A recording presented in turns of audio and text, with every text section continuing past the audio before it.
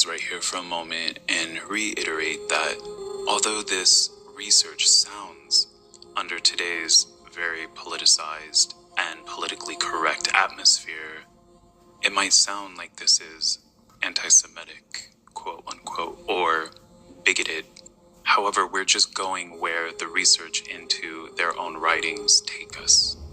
And here's a disclaimer from the author Christopher John Bjerknes on page 26 of his book. Please note that throughout this book, the religious views expressed are not those of your present author, but rather a representation of the views and beliefs of those who have pursued the extermination agenda and the androgyny agenda throughout history. Your author does not believe in ancient or current mythologies of any kind. Even if you start out reading this book with no knowledge whatsoever of Gnosticism or Kabbalism, you will learn sacred secrets and come to understand mystical doctrines known only to a few adepts alive today. Okay, with that said, let's resume. According to the Kabbalah, when the Jewish meta-god Ein Sof decided to create the universe, it first contracted itself to make way for the divine light of its being to enter the newly created vacuous space, Tzimtzum, and form the objects of creation. The Ein Sof then placed its divine light into 10 vessels, Sephiro, to contain it. 7 of these Sephirotic vessels tragically shattered and introduced shards of Tohu Va Bohu, chaos and void, into creation. The fragmented vessels covered the divine sparks of light in shells of darkness, Kelipat, which need to be purged from the world so that purity and light can fill the world and take the place of the evil shells within the Tzimtzum, the vacuum, which arose when the Ein Sof contracted itself. This process of removing evil and revealing divine sparks of light, ridding the world of the shells of darkness to leave room for the light, is called Tikkun Olam, which term means the restoration of the world by the descendants of Adam and Eve, the Jews, who are composed of the divine light. Gentiles are shells of darkness which conceal the light and clutter the Tzimtzum with their evil presence. In order for the vacuum to be filled with the good of light and only with divine light, Gentiles must cease to exist, because they are not only evil darkness incarnate, but are shells that conceal and displace the holy light. Darkness must give way to light, and Gentiles, who are called the sons of darkness, must give way to the Jews, who are styled the sons of light, so that the universe can be restored to its original perfect state of purity and order in the world to come. And human beings and the gods must return to their perfect androgynous state. Gentiles are not only sons of darkness, meaning that Satan created them by sleeping with Eve to bear Cain, they are also daughters of the strange god Satan. The only means that the Jews have to reform the androgynous godhead of Yahweh and Shekinah is to make human beings androgynous and to build the third temple to their gods in Jerusalem.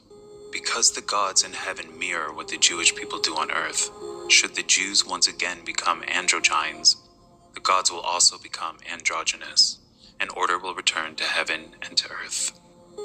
This tikkun, or repair, of Shekinah and Yahweh into an androgynous form also entails the restoration of the Jewish people to Palestine, the reconstruction of the temple, and the extermination of the Gentiles, whose souls are evil darkness. Shekinah will not return to Yahweh unless and until the temple, their bedchamber, is rebuilt. You made your track with Suno? Cool. But where's the video? We built One More Shot, the app that turns your AI music into full-on music videos. On beat, on style, on your phone. You've got the sound, now get the visuals. We're not meant to be, but you feel like home to me. Every time I run, you find me in the dark, where no one sees. During the sixth day of creation, the Jews must prepare the way for the Sabbath millennium and wage their war of genocidal conquest on the Gentiles and win it so that they can enjoy the peaceful and relaxing seventh day of rest. They must also atone for the sins of the Jewish people and redeem themselves.